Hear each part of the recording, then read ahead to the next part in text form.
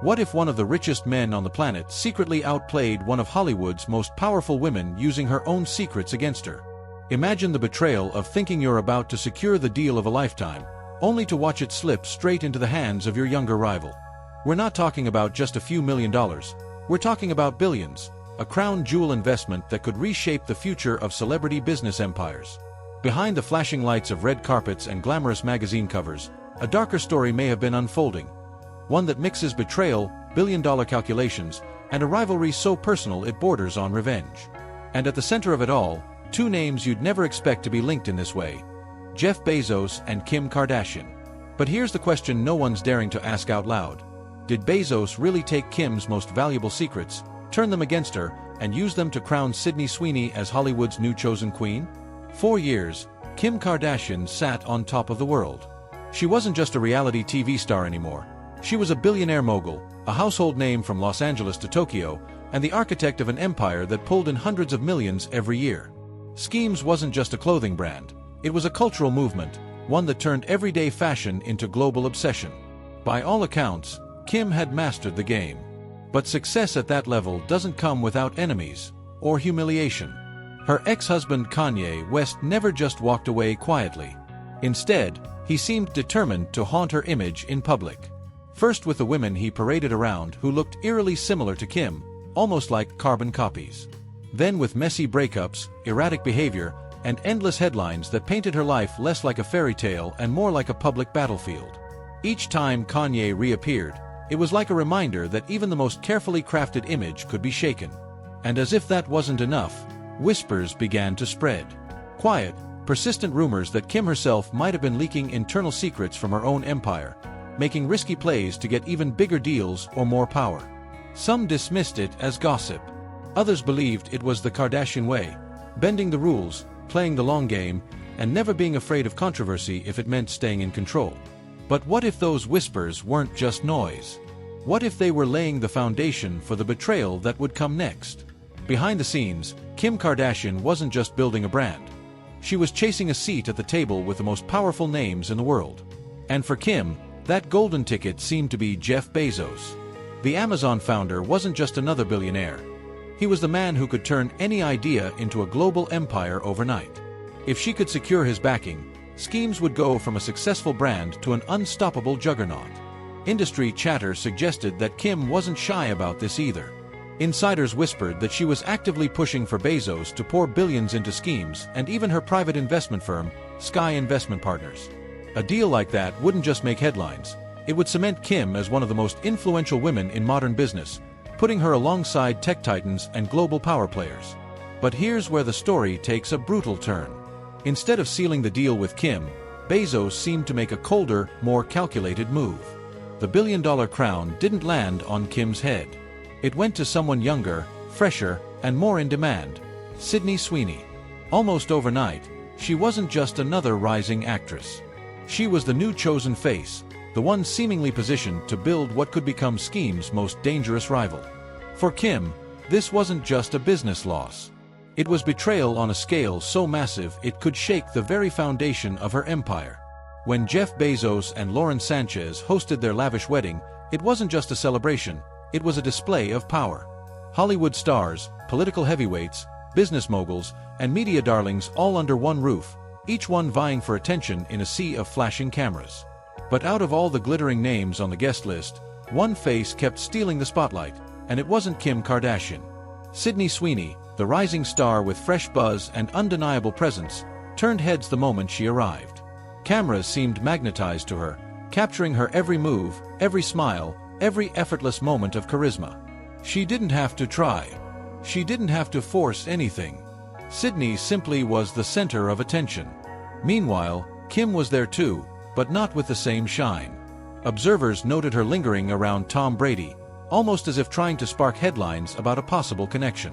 To some, it looked strategic, to others, desperate. The confidence Kim usually projected seemed to waver, replaced by the subtle cracks of insecurity. And the contrast couldn't have been sharper. Sydney radiated natural charm, a rising force who felt fresh and relevant. Kim, on the other hand, appeared calculated, working too hard to hold on to the narrative she once controlled. In a single night, The cameras captured what words couldn't: the silent passing of a crown, from one era's icon to the industry's newest darling. For Kim, the comparisons weren't just professional, they were deeply personal. In recent years, she'd been chasing a new look, a new identity: the platinum-haired, hyper-styled, modern Barbie. Every photoshoot, every appearance seemed designed to project this glossy, futuristic image of the ultimate blonde fantasy. But there was one problem. Kim Kardashian isn't 25 anymore. She's in her 40s, a mother of 4, with a history and an identity that can't simply be airbrushed away.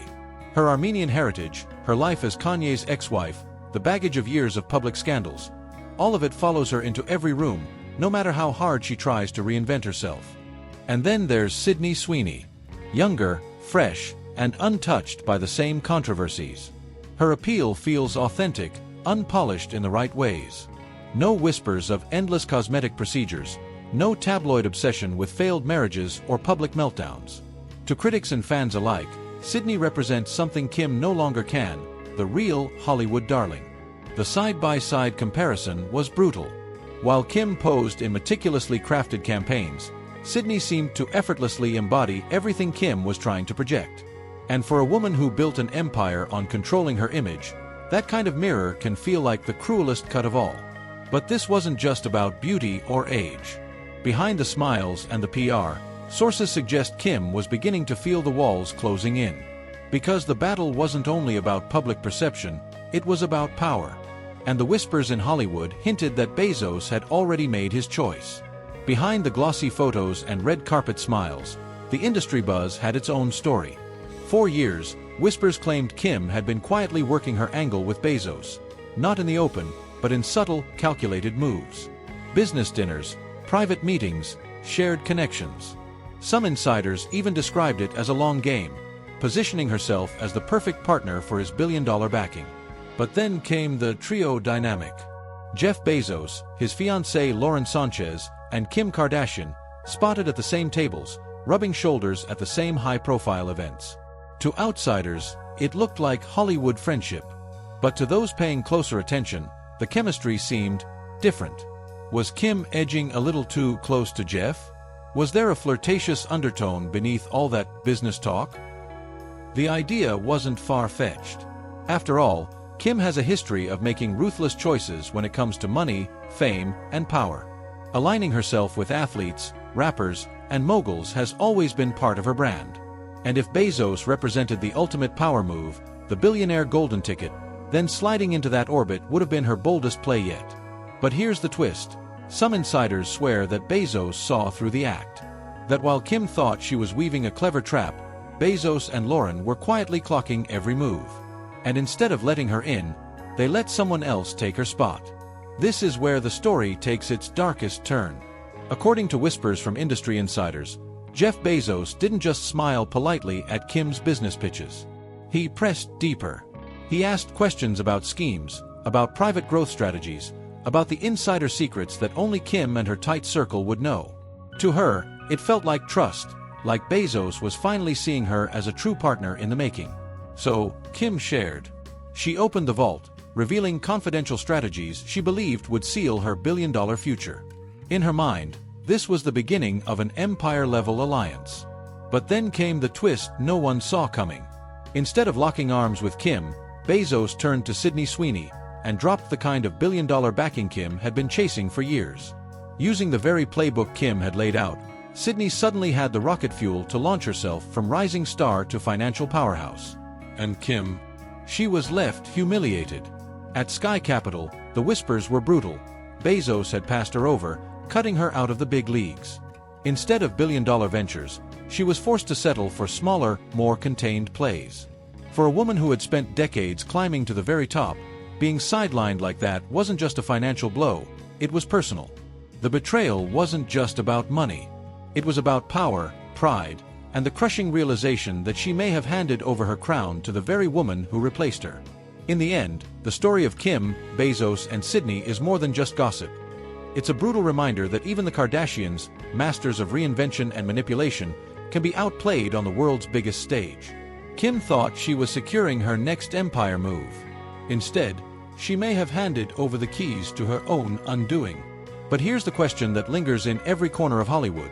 Was this just pure business, a cold calculation by Bezos to back the younger star? Or was it something darker, a quiet act of revenge, using Kim's own ambition against her? Because if there's one thing this saga proves, it's that in the billion-dollar battlefield of fame, power, and influence, no one is untouchable. So we're left to wonder, did Kim Kardashian truly get betrayed? Or was she simply beaten at her own game?